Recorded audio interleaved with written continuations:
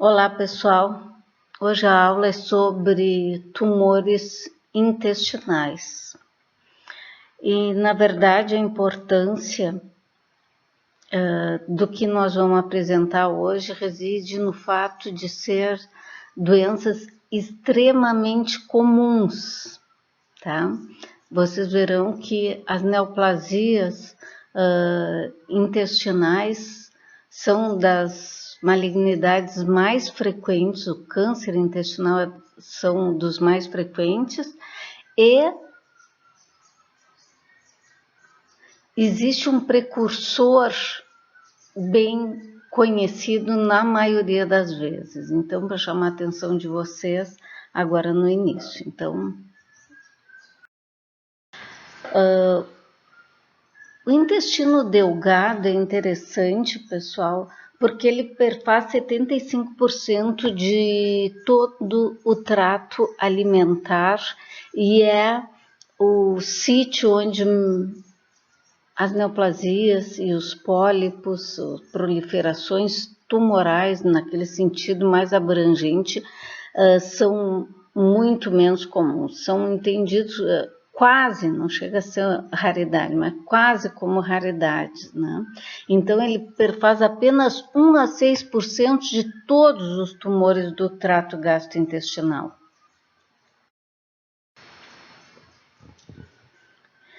E os tumores benignos, né, são os adenomas, os mais comuns, e esses adenomas se apresentam como lesões polipoides, depois a gente vai comentar.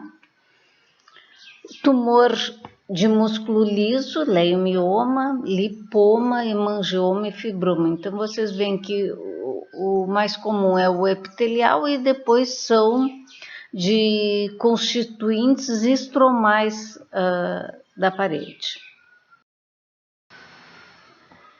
E existem teorias para justificar essa baixa incidência. Primeiro, o trânsito intestinal é mais rápido, escassez de bactéria comparada com o cólon, presença de imunoglobulina A e resistência aos carcinógenos. Então, tentando justificar essa baixa incidência. E os tumores malignos são epiteliais, adenocarcinoma, e depois vem tumor neuroendócrino, carcinoide, linfomas e tumor do estroma gastrointestinal. Então, pessoal, como a grande maioria desses tumores, eles são mais comuns no cólon, eu vou apenas citar e depois a gente vai descrever essa lesão quando a gente entrar na doença colônica. Os adenomas, eles são 25% dos tumores benignos e eles são mais comuns na região periampular. E a faixa etária, 30 a 60 anos. E o adenocarcinoma, mais em duodeno e jejuno, a faixa etária é uma década mais tarde, logo a gente vai entender por que isso, 40 a 70 anos, e eles têm configurações, né, que a gente costuma descrever como lesões exofíticas, endofíticas, e na verdade agora nos adenocarcinomas colônicos a gente descreve um pouquinho mais da característica de apresentação deles.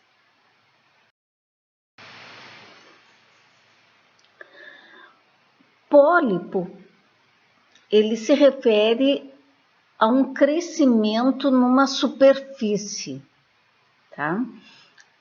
A natureza desse processo, ele pode ser muito abrangente, desde natureza inflamatória, natureza hiperplásica ou amartomatosa, que são lesões não neoplásicas, ou verdadeiras neoplasias, tanto benignas quanto malignas.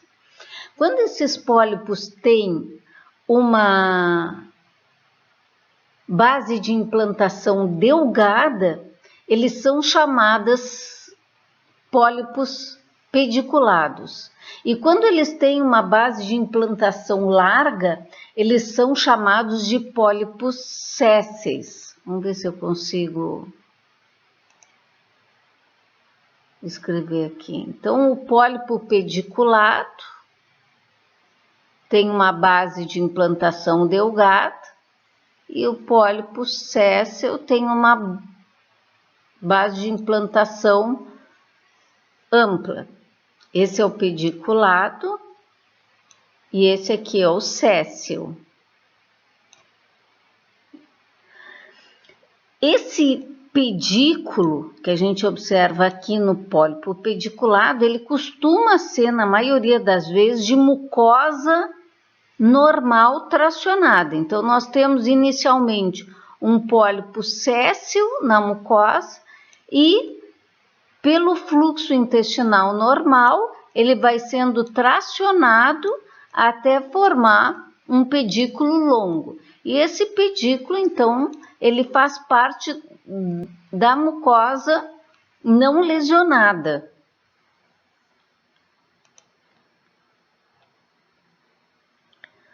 Então, eles podem ser sésseis ou pediculados. A importância dessa apresentação é porque os pólipos pediculados, eles são facilmente excisados. Os pólipos, quando eles têm uma base de implantação muito larga, a excisão pode ser complicada, sobretudo naquelas lesões maiores.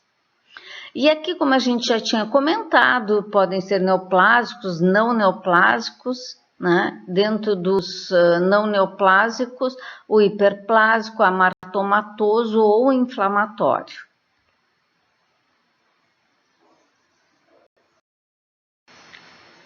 Bom, os pólipos não neoplásicos do cólon, agora a gente entrou em cólon reto.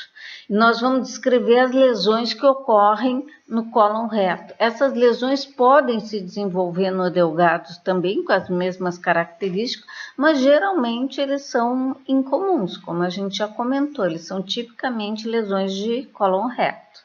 Tá?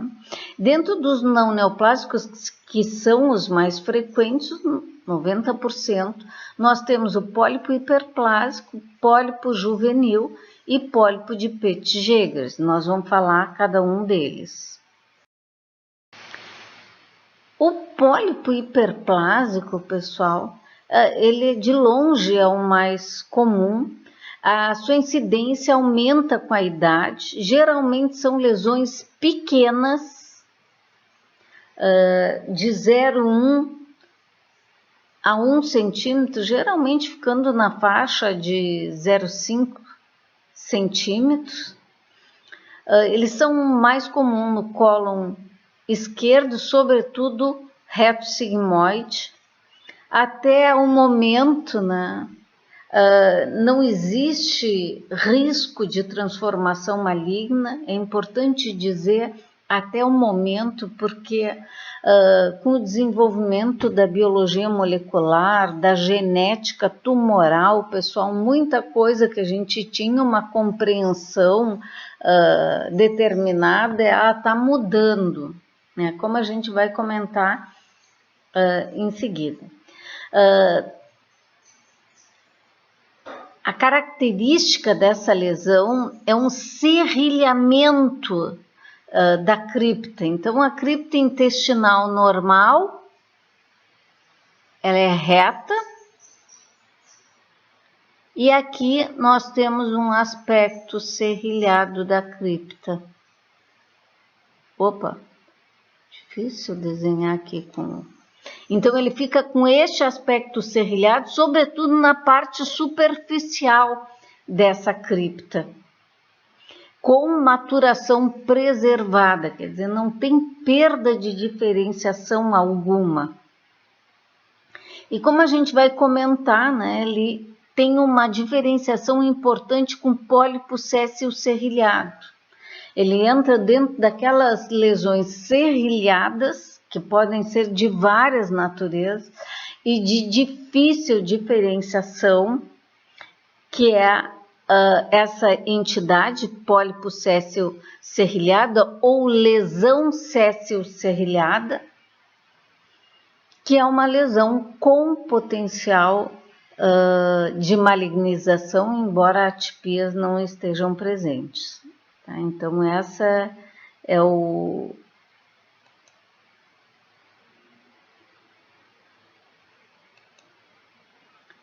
a diferenciação importante desse tipo de pólipo. Ele tende a ocorrer, então, nós temos pregas na mucosa, ele tende a se desenvolver na porção mais superficial como uma lesão séssil. Então, ele fica aqui na parte superficial das pregas normais da mucosa. E é o que nós temos aqui, ao invés de uma cripta reta, aqui ele fica com um aspecto tortuoso ou serrilhado. É bom se familiarizar com esse termo serrilhado, porque é a designação correta. O pólipo juvenil é uma entidade típica de crianças com até 5 anos. Tá, mas ele não é exclusivo de crianças. E quando ele é observado em outras faixas etárias, ele é chamado como pólipo de retenção. Muda o nome, mas a entidade é absolutamente a mesma. Eles são considerados como lesões malformativas, tal qual amartomas, né? Ele geralmente é uma lesão solitária e mais em reto. Geralmente. Quando ele não é solitário, ele tende a ser numerosos e fazerem parte de uma síndrome hereditária com risco de malignização, né? Então, na maioria das vezes é um achado isolado, a criança se apresenta com sangramento nas fezes, a mãe geralmente tem um susto bem grande, né? Algumas vezes tem autoamputação, quer dizer, torce o pedículo, necrosa e libera nas fezes aquele pólipo, então mais assustada a mãe fica ainda. Tá? Mas isso é a apresentação isolada. Algumas vezes a criança tem diversos pólipos, não só na sua apresentação clássica ou localização clássica, que é retal, mas em todo o cólon, fora do cólon, no estômago e intestino delgado, sempre com a mesma apresentação. E aí, nesse caso, tem risco de malignização do pólipo e outras malignidades associadas. Eles têm tamanho maior se comparado ao pólipo hiperplásico de 1 a 3 centímetros, como a gente já comentou, podendo sofrer torção e autoamputação. Aqui está o pedículo. Nessa imagem fica fácil da gente observar que o pedículo tem um aspecto diferente da lesão. Então, como a gente comentou, geralmente o pedículo é de mucosa normal tracionada e a lesão exatamente aqui em cima, a cabeça do pólipo. Uma superfície avermelhada com gés. E quando se corta, pessoal, a gente já identifica essas criptas dilatadas, glândulas dilatadas que a gente observa aqui.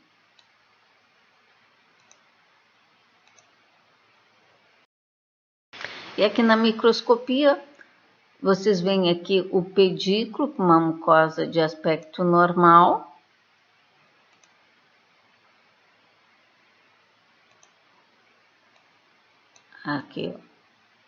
Aqui o normal. E aqui as glândulas cisticamente dilatadas. Esse é o aspecto clássico. E a lâmina própria, tecido conjuntivo, geralmente tem algum grau de erosão na superfície e inflamação. Um achado bem tranquilo, geralmente fácil o diagnóstico.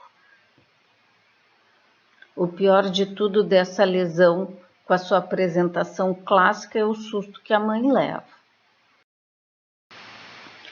O pólipo de Petitjeges é outra lesão autossômica, é outra lesão amartomatosa, e ele pode se apresentar como uma lesão isolada ou fazer parte da síndrome autossômica dominante rara, caracterizada por múltiplos pólipos, não só em cólon, mas em todo o trato alimentar.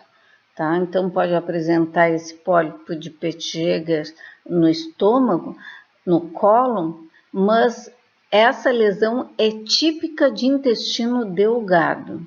Então, se apresentar uma lesão no intestino delgado, tem uma alta suspeição desse paciente apresentar a síndrome, tá?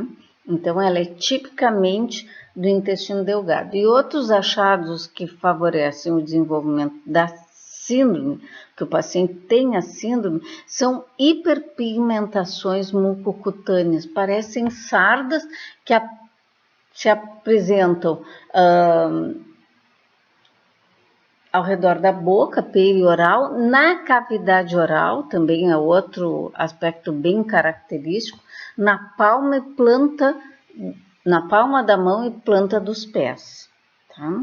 Então, são tipo uma sarda, assim.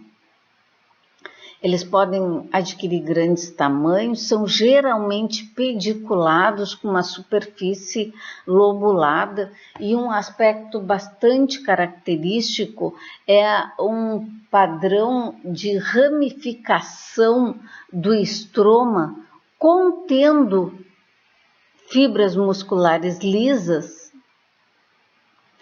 que se ramifica num padrão arboriforme. Então, nós temos aqui o pólipo, vou tentar desenhar, geralmente pediculado.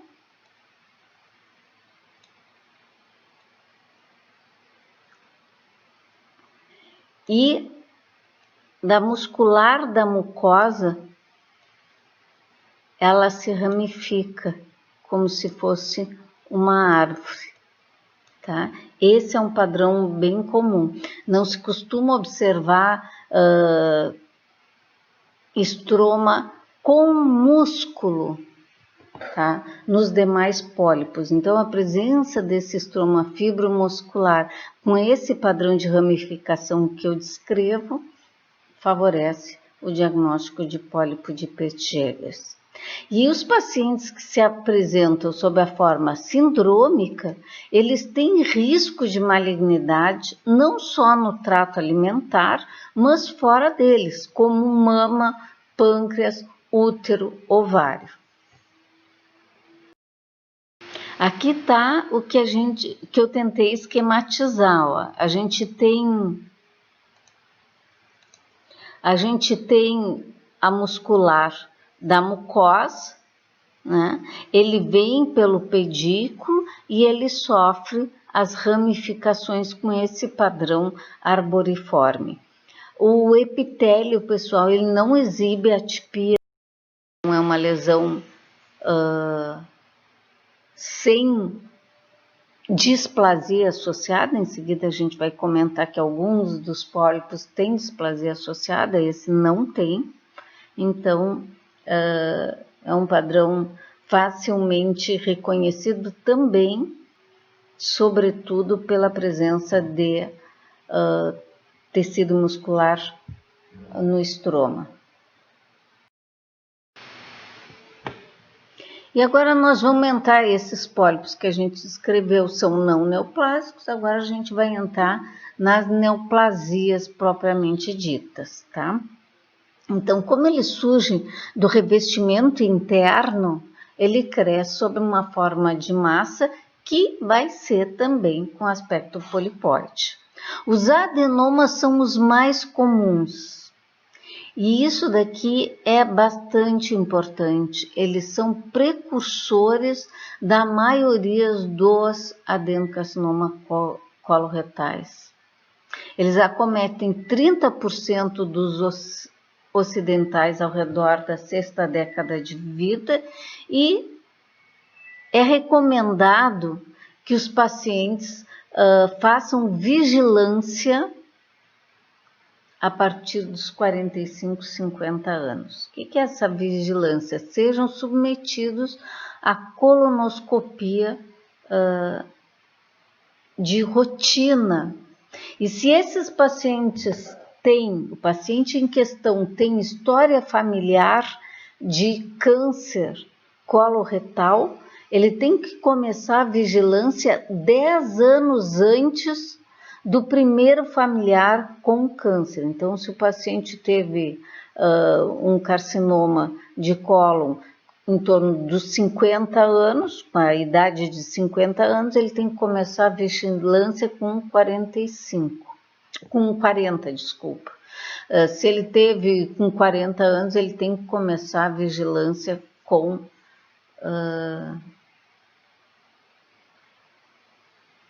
30.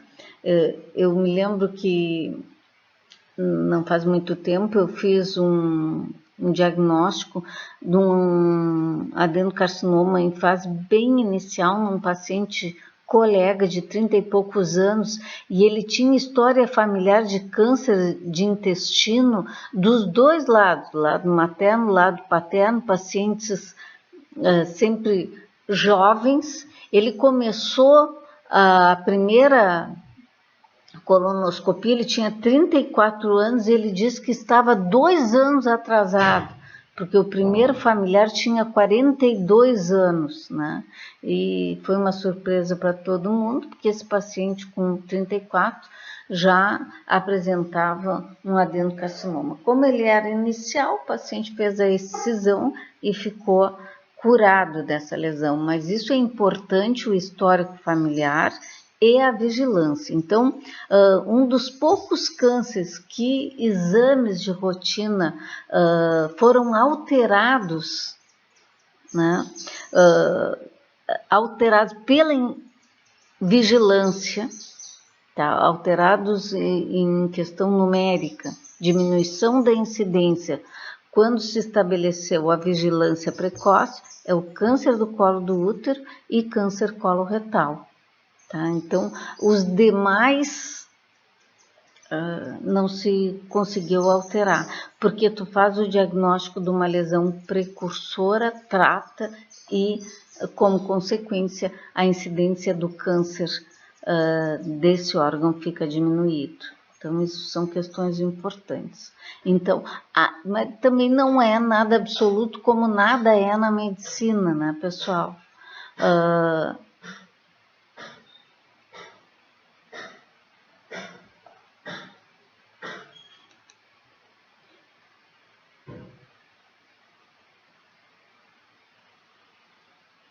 Nada é absoluto na medicina, porque existem adenocarcinomas que não surgem de lesões polipóides, mas a maioria deles surgem e, como eu já falei, o diagnóstico e tratamento da lesão inicial, benigna, né, repercute na transformação maligna, no número de casos de malignidade colônica.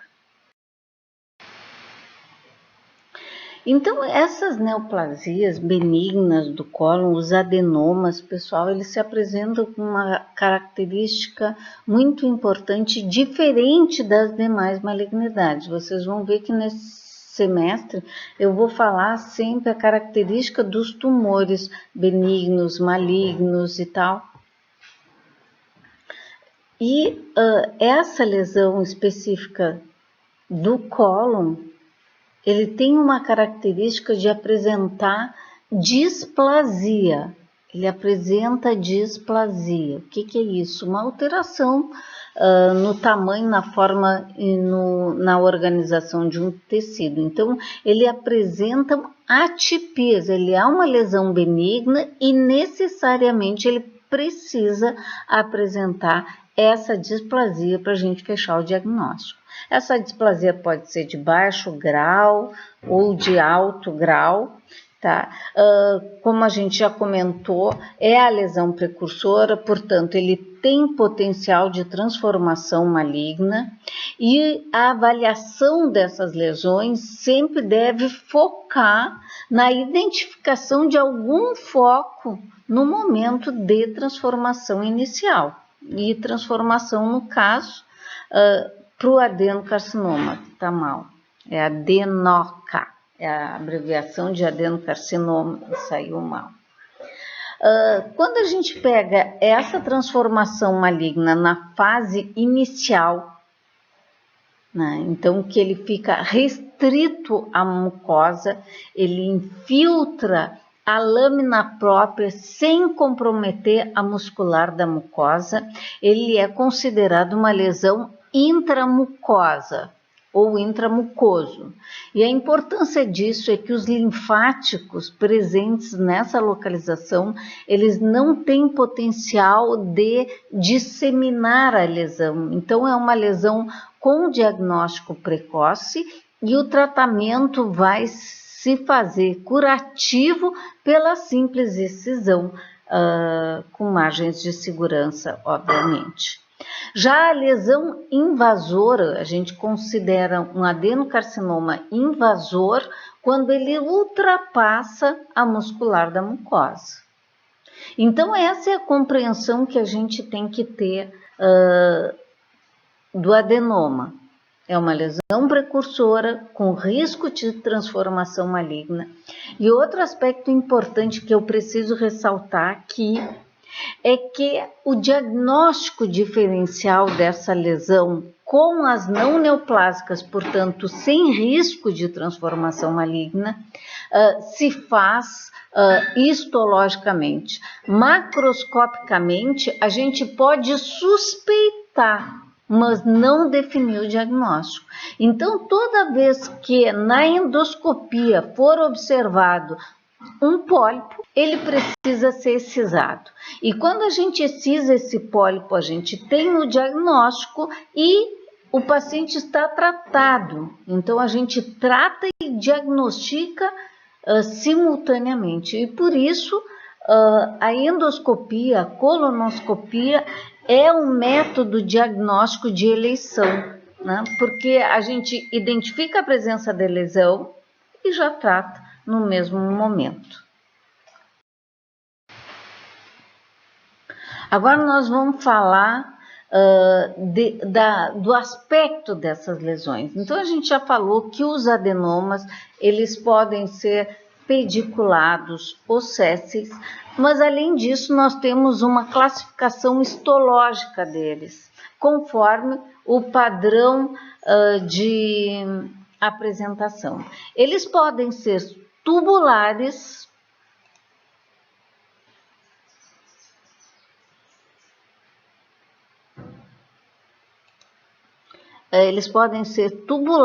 quando eles recapitulam a configuração de cripta intestinal. Algumas dessas criptas, elas ficam cisticamente dilatadas, ainda assim eles são classificados como adenoma tubulares, são os mais comuns, ou vilosos, e diferenciando-se, os vilosos têm aquele aspecto que vocês já me escutaram falar inúmeras vezes. Dessa vez, por ser a disciplina à distância, não me verão com a mão erguida, com os dedos esticados, lembrando que esse padrão viloso tem uma configuração digitiforme, semelhante a dedo, em forma de dedo, tá?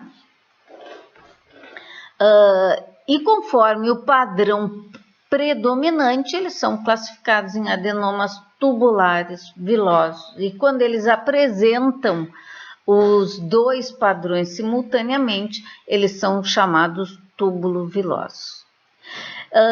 Vocês precisam ter em mente que todas as classificações apresentadas para vocês, elas têm que ter um porquê, né? Porque eu subclassificar o adenoma, eu já sei que o adenoma, ele necessariamente precisa ter a displasia. Essa displasia pode ser de alto grau ou baixo grau. Isso é importante saber o grau de atipia, tá? E agora eu ainda estou apresentando outra classificação para vocês, tá? Que é o adenoma tubular viloso ou túbulo viloso, conforme a representação histológica dessa lesão, né? Então, qual é a importância disso? A importância disso é que os vilosos, eles são mais propensos a terem associação com a displasia de alto grau, e essa displasia de alto grau está relacionada com maior chance de progressão para o adenocarcinoma. E aí eu vou dizer mais outro aspecto morfológico importante da classificação desses pólipos. Os adenomas tubulares, eles costumam ser pediculados. Os adenomas vilosos, eles tendem a ter uma apresentação séssil. E eu já falei para vocês a configuração tubular mais fácil de excisão, enquanto que os vilosos, por serem preferencialmente sésseis, têm uma excisão algumas vezes mais complicada. Então, os tubulares, eles são geralmente pediculados e displasia de baixo grau, enquanto que os vilosos têm associação com displasia de alto grau. Então, olha aqui, ó, os tubulares, eles são pediculados, geralmente, enquanto que os vilosos têm uma apresentação séssil, aqui displasia de alto grau, e aqui baixo grau. Obviamente, se a gente tivesse que escolher ter um pólipo, nós não iríamos escolher nenhuma dessas opções, porque a gente ia escolher não ter pólipo, tá? Mas se a gente tivesse que ter um pólipo, a gente ia preferir ter essa lesão aqui, porque ela é menor, essa aqui, menor risco de evolução para o adenocarcinoma, e essa daqui, maior risco de progressão. Mas, na verdade, o fator mais importante nesse risco é o tamanho. Quanto maior a lesão, maior o risco de transformação maligna. Então, o endoscopista, quando vai avaliar o seu paciente, ele avalia todo esse contexto, uma lesão pediculada, mais propensa a ser um adenoma tubular, menor chance é uma lesão de 1 centímetro, enquanto quando ele se depara com aquela lesão que tem 4 centímetros, é séssil e tem essa configuração vilosa, ele está esperando uma maior chance desse paciente já ter no momento a transformação maligna abrigada dentro dessa lesão. Obviamente que as lesões túbulo-vilosas, eles são com risco intermediário e ele pode ter a configuração mais variada também com relação a ser pediculada ou séssil. E por convenção, né, as lesões tubulares, elas têm no mínimo 75% de arquitetura tubular, os vilosos 50% de arquitetura vilosa e os túbulo-vilosos, eles têm de 25% a 50% de componente viloso, né? Isso é importante para estabelecer o risco e ter uma reprodução do diagnóstico fácil. Reprodução do diagnóstico é quando mostram a mesma lesão para 3, 4, 5 patologistas e eles chegam à mesma conclusão. Aqui nós temos um adenoma tubular. Vocês veem que ele tem já não só uma elevação que configura o pólipo, mas ele tem uma tonalidade diferente também, na maioria das vezes se apresenta assim. Aqui é o adenoma tubular clássico, né? Mucosa normal tracionada. A neoplasia é exatamente a cabeça do pólipo. A excisão é fácil, né? Se faz uma secção aqui na base do pólipo. Vocês imaginam que se aqui tiver um foco de adenocarcinoma, essa lesão está tratada, o paciente curada com uma simples excisão. Um túbulo viloso, então ele tem um aspecto mais em forma de amora. O padrão viloso geralmente se apresenta com um aspecto verrucoso. Também aqui uma lesão pediculada de simples excisão. Vocês veem aqui, ó, o aspecto histológico do epitélio colônico normal. E aqui, como se a gente passasse uma régua, começa a displasia do epitélio. Essa displasia é observada porque os núcleos são maiores, ele tem um aspecto de pseudoestratificação, ao invés do núcleo estar sempre no polo basal da célula, ele assume várias alturas no citoplasma, dando um aspecto de múltiplas camadas, que não é verdadeiro, é um aspecto pseudoestratificado. Os núcleos são maiores, hipercorados, então aqui, na verdade, seriam classificados como uma displasia de alto grau. Quando o núcleo chega aqui bem na superfície, a gente perde as células caliciformes, né? Tem maior número de mitoses, aí a gente estaria numa displasia de alto grau. Mas esse achado aqui é achado necessário e diagnóstico do adenoma colônico, tá? E no caso aqui o padrão recapitula a cripta intestinal reta característica e ele é classificado como adenoma tubular. Aqui a configuração tubular, aqui uma glândula mais dilatada, né? Aqui sem displasia, aqui com displasia. Então, se a gente fosse fazer uma linha de demarcação, a lesão começa aqui. Aqui está a lesão, aqui está a mucosa normal. Essa imagem é rica em demonstrar a displasia, que é a característica. E aqui nós temos uma lesão vilosa. Vocês veem que essa lesão é bastante grande. Ela tem uma base de implantação larga, portanto ele é séssil, como a maioria das lesões vilosas costumam se apresentar. E ele tem um aspecto verrucoso, né, com aquela projeção digitiforme, né, característica que eu estou descrevendo para vocês. Então, ao olhar essa lesão, pessoal, essa é uma lesão bem mais preocupante, porque a excisão vai ser mais difícil, porque o tamanho é grande e o tamanho é o principal risco de malignidade, risco de transformação maligna, além do que outro aspecto importante que estabelece o risco é o grau de displasia.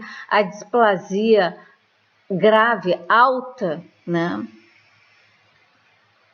de alto grau é a que tem maior risco, então ela vilosa, maior associação com displasia de alto grau, maior risco de transformação maligna. Então tudo isso, e além disso uma lesão grande, favorecendo que a gente já encontre algum foco de adenocarcinoma. Essa lesão, quando excisada, pessoal, o endoscopista injeta uma solução salina na submucosa para elevar, fazem a ressecção endoscópica e toda essa lesão precisa ser examinada para que a gente veja se nesse momento já tem algum foco de adenocarcinoma. Uma outra lesão vilosa, vocês veem que aqui ela tem uma configuração mais franjeada, né? Um aspecto de franja, de projeção digitiforme, como eu tenho dito, configurando esse aspecto viloso. Aqui a histologia, essa aqui é a projeção com forma de dedo que eu estou descrevendo para vocês, tá? Então, ele tem um eixo conjuntivo vascular central de sustentação e o epitélio proliferado aqui. Então, isso daqui é uma configuração vilosa.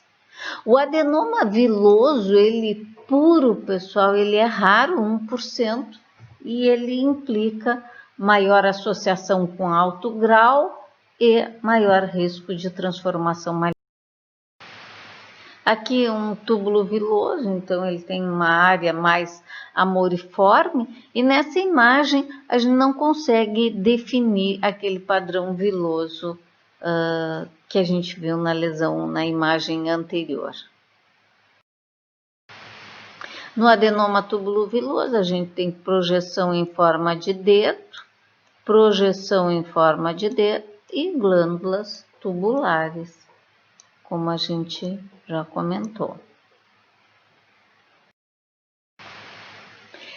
Essa entidade aqui, adenoma pólipo céssio serrilhado, e a lesão recomendada, a terminologia recomendada agora é lesão céssio serrilhada, é uma entidade especial. Especial porque ela tem associação com instabilidade microsatélite, e isso configura um risco definido para malignização.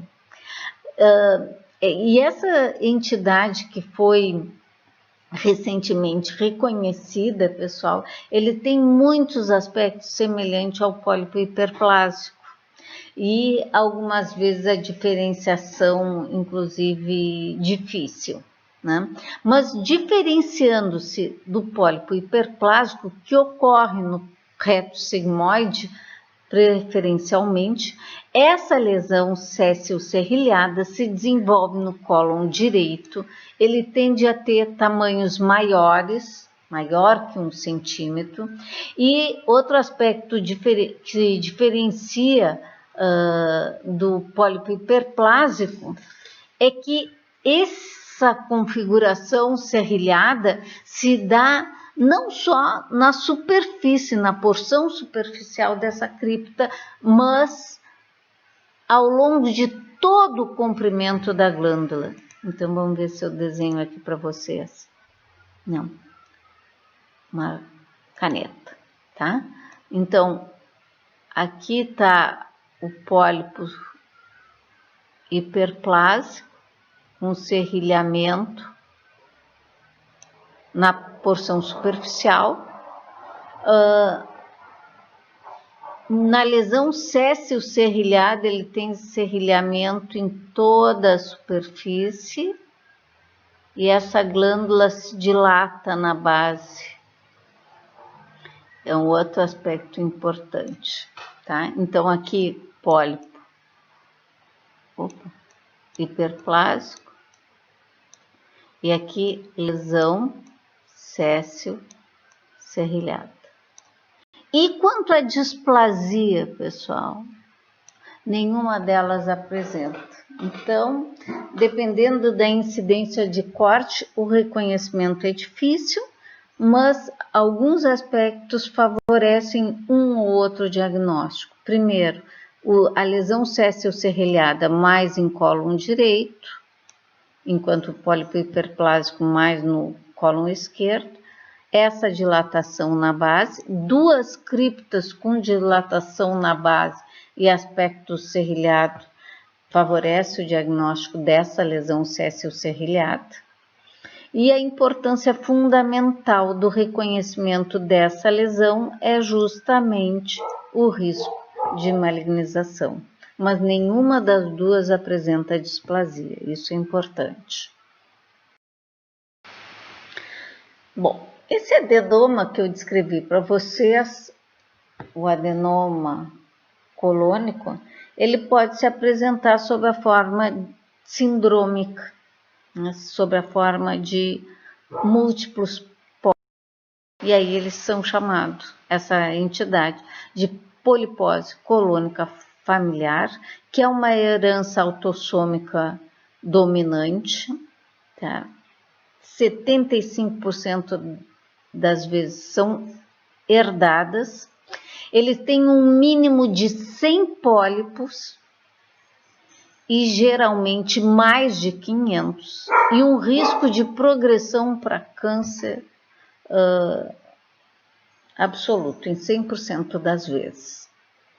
Então, a apresentação dos pólipos se dá mais precocemente e, por conseguinte, a faixa etária do desenvolvimento do câncer também é mais precoce do que da forma isolada. Então, vocês veem que isso daqui é praticamente impossível fazer uma ressecção, né, completa dos pólipos da polipectomia, e o paciente é candidato a excisão cirúrgica de todo o colo, colectomia total. E aqui, pessoal, vocês veem que além desses múltiplos pólipos, incontáveis pólipos, nós temos uma lesão maior com uma área de depressão central. Essa área de depressão é a região onde o adenocarcinoma está se desenvolvendo. Então, uma lesão elevada com depressão, né, deve levantar suspeita de malignização. E aqui é o adenocarcinoma que se desenvolveu numa polipose colônica familiar. Existem variantes, né, em que o paciente se apresenta com múltiplos pólipos, geralmente menos numerosos, né, que é a síndrome de Garner, uma variante da polipose colônica familiar, também autossômica dominante. Além dos pólipos intestinais, o paciente se apresenta com osteomas, cistos epidérmicos e fibromatose. Na síndrome de Turcot é mais rara que a síndrome de Gardner, que é a polipose colônica. O paciente, além da polipose colônica adenomatosa, ele tem tumores do sistema nervoso central. E existe uma outra síndrome hereditária familiar, né, que a lesão não é precedida pelo pólipo. Então, não tem lesões elevadas na mucosa e o paciente tem uma história familiar de múltiplos cânceres intestinais e ele é um candidato de risco. Então, é também uma herança autossômica dominante. O risco de câncer é intestinal e não intestinal, então outros tumores malignos podem se apresentar. As malignidades intestinais são múltiplas, então o paciente tem tumores sincrônicos. Ele tem baixo número de adenomas e esses adenomas, como a gente já falou, eles são lesões elevadas e esse paciente aqui tem uma dificuldade no diagnóstico precoce porque não tem lesão elevada como evidência de precursora, lesão precursora. Perfaz 2 a 4% de todos os cânceres coloretais, então a maioria não se origina em pólipo, mas isso é um percentual pequeno de todos os cânceres colônicos e a incidência maior é no colo direito das malignidades. Então, existe uma sequência adenoma-carcinoma bem evidenciada, né? E esses itens aqui, eles mostram, né, essa relação. Então, os adenomas e carcinomas é similar nas diversas populações. Então, o câncer de colo, ele ocorre mais no Ocidente, sendo raro ou uma incidência menor em outras regiões, tá? E a incidência do adenoma e adenocarcinoma, ele segue essa distribuição. E com relação à distribuição no cólon, eles também têm uma distribuição similar. Os adenomas, eles tendem a ocorrer uma década antes.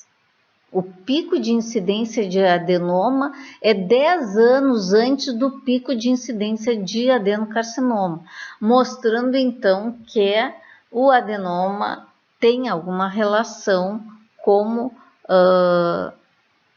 uma lesão precoce, ou que antecede a malignização. O risco de malignização está relacionado a um número de pólipos. Então, o paciente tem múltiplos pólipos, ele tem mais risco de malignização, e aí ele é submetido a exames de screening mais frequentemente. É comum observar carcinomas de colo com áreas residuais de adenoma, mostrando associação, e a diminuição da incidência do carcinoma é bem evidenciado naqueles locais onde existe programa de rastreamento bem desenvolvido. Então, o risco de malignização no pólipo está relacionado ao tamanho, que é o mais importante, nós já comentamos isso, o grau de displasia, então, displasia de alto grau tem maior risco de malignização, e a arquitetura histológica, porque a lesão vilosa tem maior associação com displasia de alto grau. Mostrando que uma lesão pediculada de 1 centímetro é menos preocupante que uma lesão séssil, vilosa, com 4 centímetros. Para exemplificar apenas. Aqui um grande adenoma com essa área de depressão central, mostrando um foco de adenocarcinoma num adenoma. E agora nós vamos falar do carcinoma coloretal. Então, o câncer intestinal, na imensa maioria das vezes, são adenocarcinomas, 98% das vezes.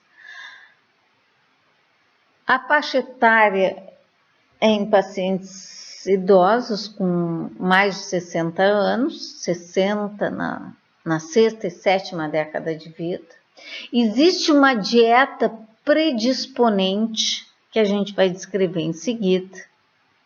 20% ocorrem antes dos 50 anos, então não é a faixa etária preferencial, mas ocorre.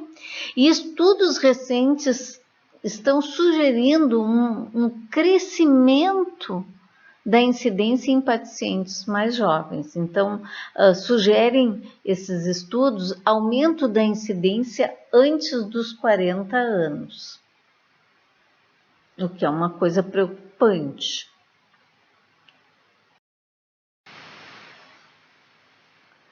E aí, vocês veem que eu falei lá no início, né, que é dos tumores mais comuns. 10% de todas as mortes por câncer no mundo são pelo adenocarcinoma coloretal. 1.200.000 casos por ano no mundo. 600.000 mortes no mundo por esse tipo de câncer. E tem regiões onde tem uma incidência maior, como América do Norte, e regiões onde tem uma incidência menor, como na América do Sul, mas o que tem se observado é uma tendência da incidência nessas regiões de baixa incidência está alterando e está aumentando. E nos Estados Unidos, 15% de todas as mortes por câncer são decorrentes do adenocarcinoma coloretal. Essas estatísticas elas servem apenas para mostrar que é um tumor comum, das malignidades mais comum, como a gente já comentou no início. E isso chama uma atenção especial, você tem que dominar o conhecimento desse tumor. Tá? Então, aspectos importantes, clínicos e até anatomopatológico para que vocês possam orientar os pacientes de vocês da melhor maneira. A maioria se desenvolve isoladamente, então sob a forma esporádica, e menos frequentemente sob a forma hereditária. A dieta predisponente, pessoal, ela é geralmente hipercalórica, com baixa ingestão de fibras, alta ingestão de carboidratos refinados e carne vermelha, e uma diminuição de antioxidantes e vitaminas. Então, na verdade, o que acontece? Essa dieta hipercalórica, com grande quantidade de gordura proveniente da carne vermelha, estimula a liberação de sais biliares. Esses sais biliares, eles agem na microflora intestinal e no alimento, formando substâncias cancerígenas. E, por outro lado, o trânsito intestinal fica diminuído pela diminuição de fibras nesse bolo fecal, então ele fica mais lento e, por conseguinte, maior exposição dessas substâncias cancerígenas à mucosa intestinal. Ao mesmo tempo que isso é bem estabelecido, né, uma dieta de risco, o paciente, a gente não pode atribuir única e exclusivamente a dieta ao desenvolvimento do câncer, né? Isso a gente não pode fazer de jeito nenhum. Né? Mas, da mesma forma que a gente falou na aula, no semestre passado, quando a gente teve a aula de carcinogênese, né? Aqui também é verdadeiro que é um indivíduo suscetível, com suscetibilidade genética e um fator ambiental agindo. Então, a dieta associada a essa suscetibilidade é que vai favorecer a transformação maligna. Aqui nós temos duas imagens com adenocarcinoma colônico e a gente vai descrever o padrão dessa lesão. Tá? No cólon, morfologicamente falando, no cólon esquerdo, essas lesões tendem a ser lesões endofíticas. Como assim endofíticas? Eles crescem em direção à parede. Aqui é o cólon... tem que mudar a cor aqui. Tá? Não vai aparecer. O tumor cresce em direção à parede preferencialmente. Tá? Estão vendo aqui? Canal anal. Então, isso daqui é reto. E aqui, de novo vou ter que trocar, senão não vai aparecer a cor. Aqui, ó, ele no cólon direito, ele tende a crescer para fora. Essa daqui é a lesão exofítica, tá? Por que isso, pessoal? Isso é uma tendência, né, num crescimento de alguns tumores em direção à parede, outra em direção à luz, e aí eles são endofíticos ou exofíticos. Isso tem importância com relação à sintomatologia.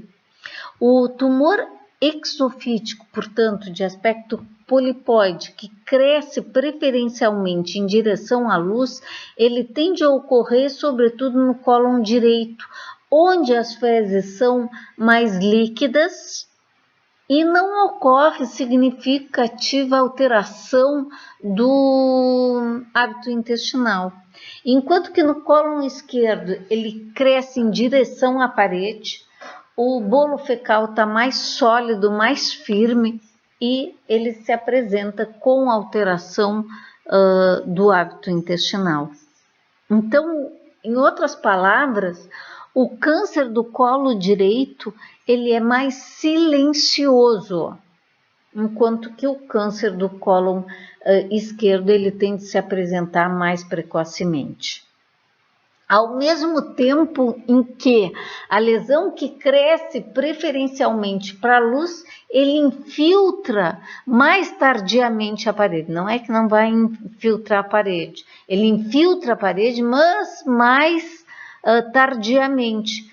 Então, o câncer do cólon direito costuma se manifestar de uma forma nebulosa. O paciente tem anemia por sangramento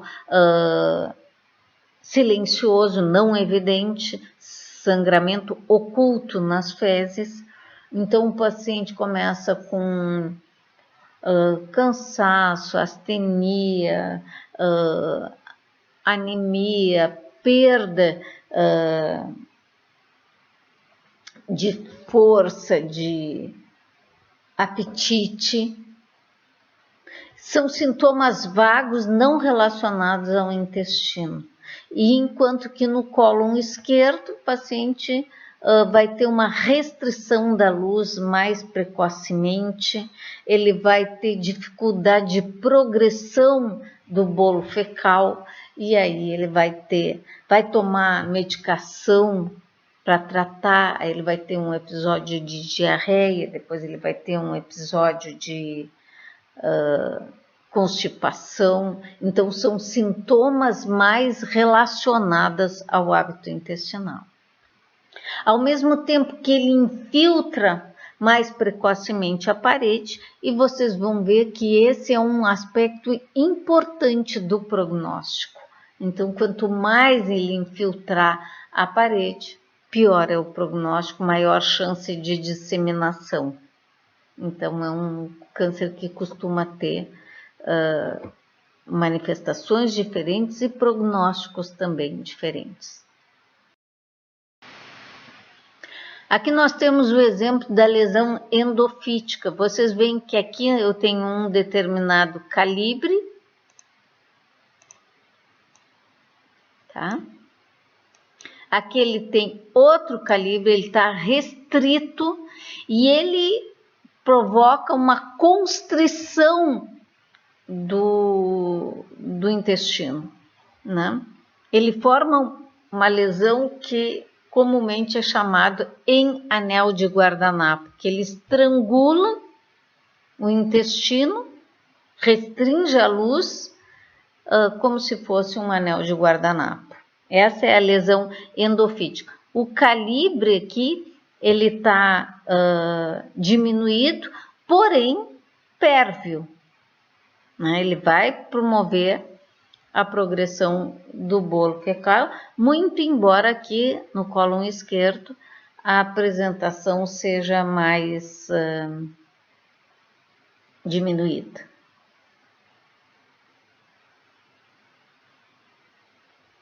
Essa é a lesão endofítica e típica do cólon esquerdo. Quando eu digo isso, pessoal, não é uma coisa absoluta. Nós podemos ter esse tipo de lesão no cólon direito também, mas ela é um padrão preferencial de cólon esquerdo, essa apresentação.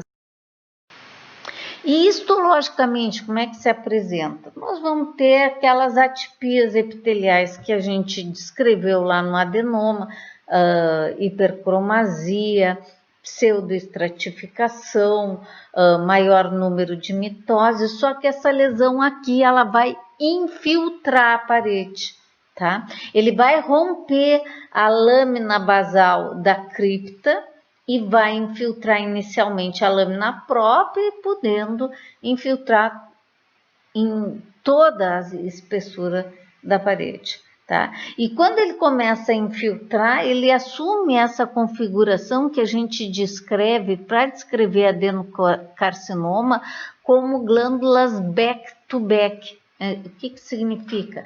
Costas com costas. E significa exatamente que ele não tem tecido conjuntivo interposto, como se fosse glândula dentro de glândula. Este é um padrão de adenocarcinoma clássico, tá? E a gente observa isso nas lesões bem diferenciadas. À medida que a lesão vai perdendo diferenciação, ele perde esse padrão glandular e passa a assumir um padrão mais sólido, que é entendido como uma massa de células que não tem reprodução tubular, acinar ou glandular, em outras palavras.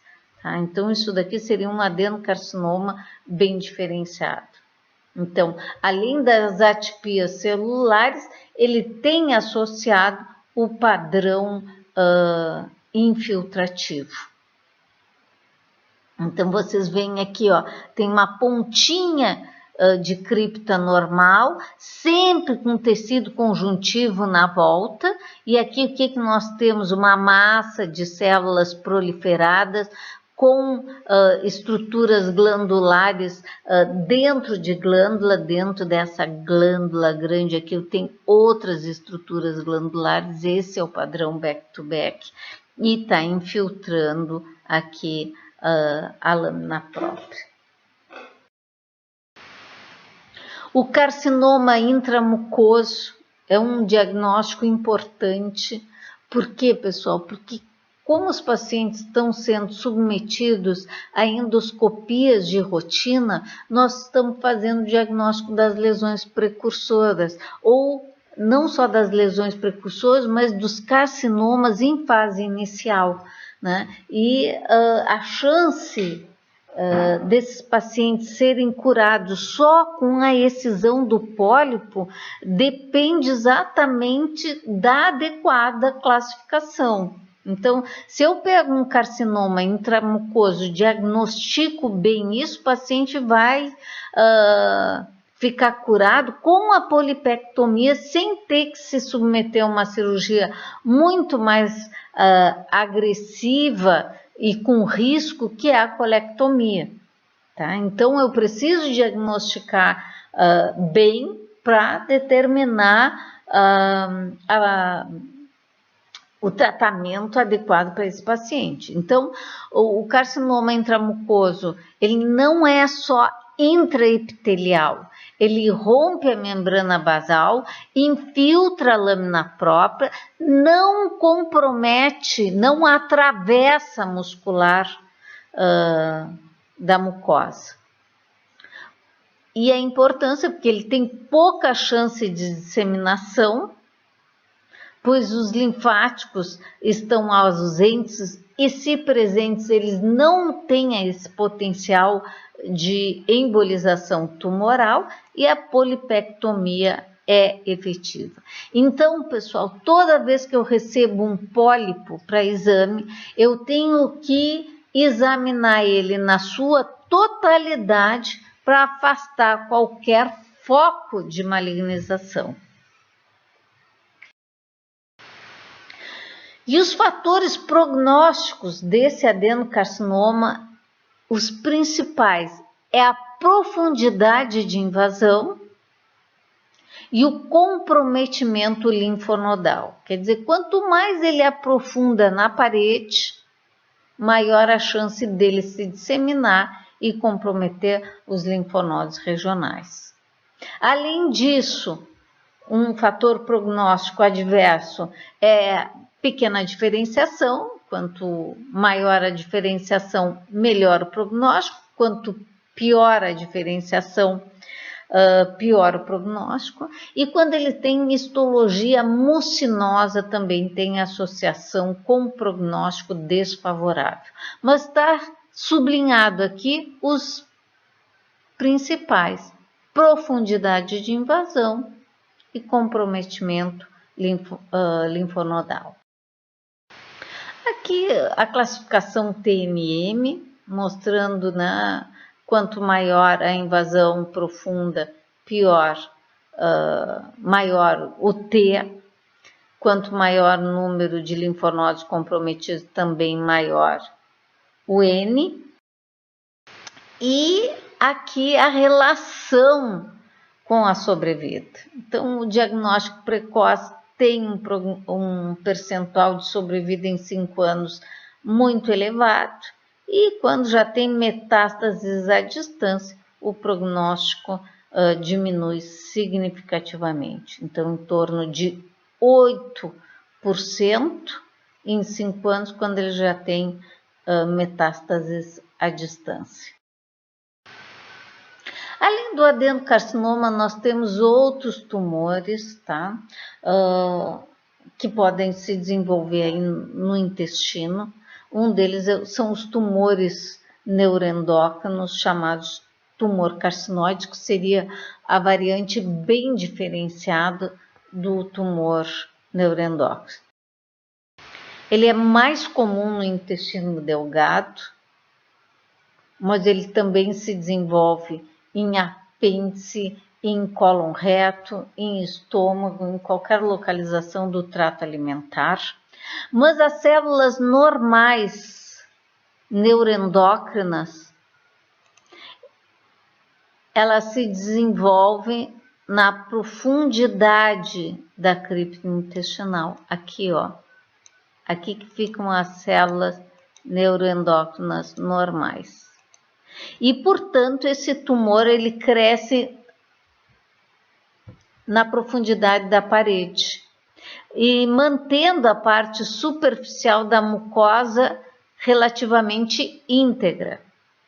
Tá? À medida que ele vai crescendo, ele vai distendendo o epitélio, ele pode ulcerar, pode provocar suboclusão, oclusão intestinal, mas ele cresce na profundidade, geralmente preservando o epitélio, o que dá uma apresentação bastante clássica desse tumor, dando um aspecto de uma lesão submucosa. Ele não chega a ser submucoso, mas ele mantém o epitélio íntegro na sua porção mais superficial. Constituído, olha aqui mostrando, ó, que ele cresce na profundidade da parede. Aqui está muscular, tá? E aqui o epitélio fica mais ou menos preservado. Então, algumas vezes o endoscopista vê uma lesão que ele entende como submucosa, retira a parte superficial e não diagnostica a lesão que está mais profunda, por uma característica da lesão, não é por falha na endoscopia. A lesão cresce na profundidade da parede e a endoscopia não consegue alcançar essa lesão, sobretudo nas lesões iniciais. E ele é constituída, essa lesão, aqui é mais ou menos o mesmo padrão, né? Dá um aspecto de lesão submucosa, né? Aqui está o tumor propriamente dito. Mas ele é por um padrão bem típico de células pequenas, monomórficas, tá? Que se apresentam sob a forma de ninhos, como a gente está vendo aqui, mas ele pode também se apresentar sob a forma de trabéculas, sobre a forma acinar. Quando ele se apresenta sobre a forma acinar, pode determinar confusão com adenocarcinoma, né? Então, o padrão típico são ninhos de células sem atipias significativas, células pequenas e monomórficas.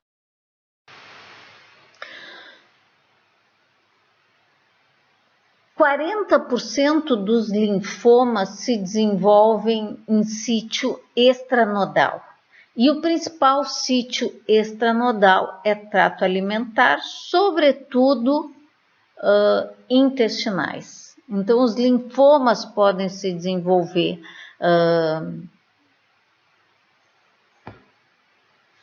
fora dos linfonodos, sendo gastrointestinal o sítio preferencial.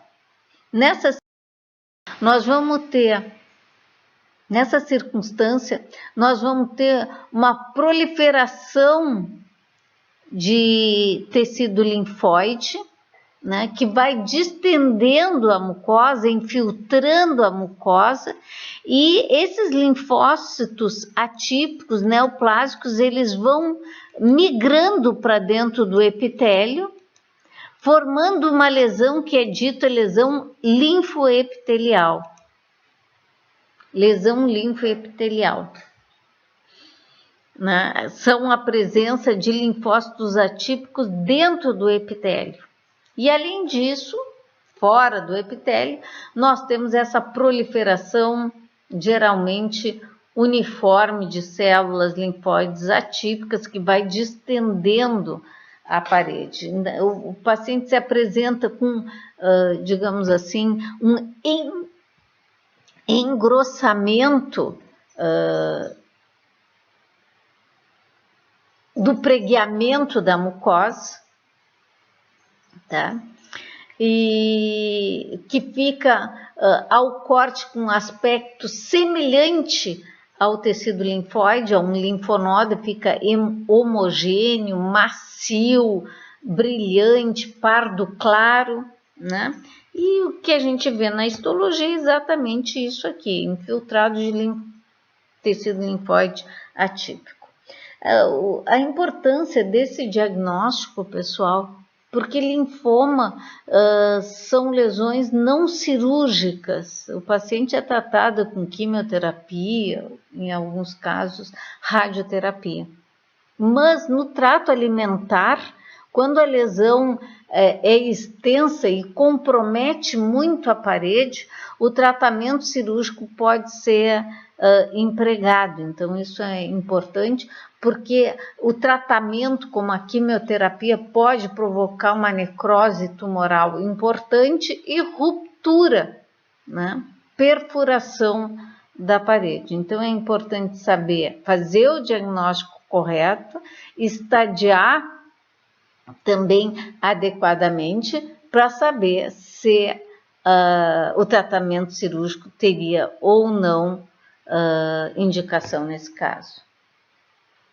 Enquanto que no adenocarcinoma que a gente viu, o tratamento cirúrgico deve ser empregado sempre que possível.